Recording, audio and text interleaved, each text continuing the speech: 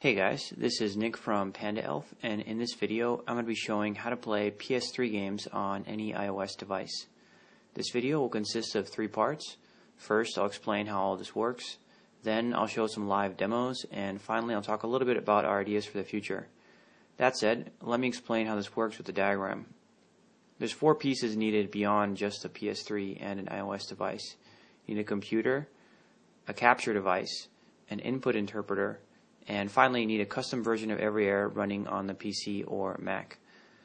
The way it works is that the capture device streams live video from the PS3 to the computer.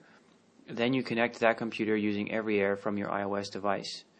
The custom build of everyAir that we use knows how to send tap and gesture data to the input interpreter, which then feeds the right button presses to the PS3. Admittedly, this process is a little bit cumbersome, but the results are really impressive. A little bit later, I'll talk about our ideas for the future, but right now I'm going to start showing the video demos. So first up, I'm going to boot up Little Big Planet, and then I'm going to cut over to 2 clips without any input so you get a sense for the performance that we're seeing.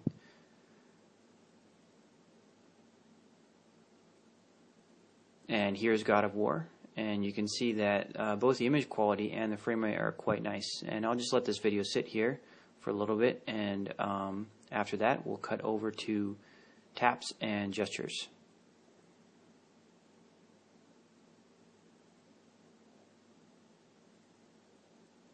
So here I am demoing taps, and you'll notice that I'm just tapping on the screen and it's executing a click over and over. And what we can also do is do gestures. So the PS3 has triangle, square, and circle, and we mapped those as well. So there's a triangle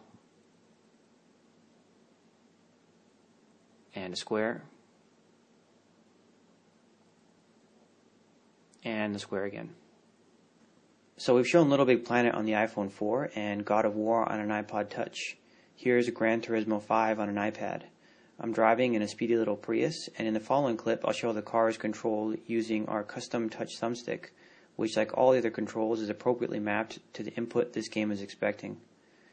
This custom beta build of everyAir has hard-coded inputs per game, but in a future release we plan to make this public and fully configurable on both the PC Mac and on the iOS device itself. We want our control system to be fully flexible and robust. You might be wondering if any of this extra hardware could be cut out. The answer is that yes, both the capture device and the input interpreter are necessary, provided you're able to run your own software on the PS3. Maybe someday Sony will allow us to do that, and if they do, we'll be first in line to do so. Finally, this method would also work perfectly fine on an Xbox, but recent events around the PS3 make this device particularly interesting right now. Thanks for watching, and feel free to ask questions in the comments.